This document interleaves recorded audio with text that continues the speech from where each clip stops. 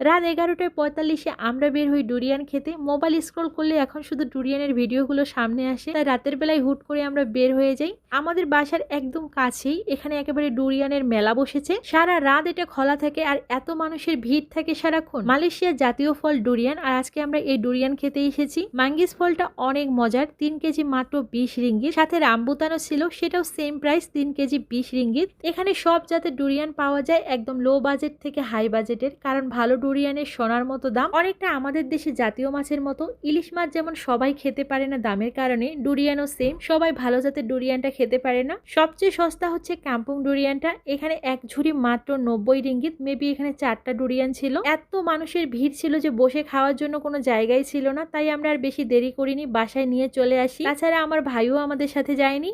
আমরা মুসাং কিং কিনি 2টা 100 রিঙ্গিতে, আর 3টা কাম্পুং কিনি মাত্র 50 রিঙ্গিতে। তবে কাম্পুং ডুরিয়ানের পুরো টাকাটাই আমাদের লস হয়ে যায়, কারণ একটুও খেতে ভালো ছিল না আর পচাও ছিল কিছুটা। তবে মুসাং কিংটা অনেক মজা ছিল। ভিডিও দেখে অনেকে এই দোকানের লোকেশনটা জানতে চাইবেন, তাদের উদ্দেশ্যে বলছি এটা হচ্ছে বান্দা শ্রী পারমাইসুরিতে। আপনারা যদি গুগলে বান্দা শ্রী পারমাইসুরি ডুরিয়ান স্টল লিখে সার্চ দেন এর লোকেশন পেয়ে যাবেন। অথবা হচ্ছে পারমাইসুরি লেক গার্ডেন যে পার্কটা আছে, এই পার্কটার মেইন রাস্তা থেকে একটু সামনে হাঁটলেই এই ডুরিয়ানের দোকানটা পড়বে।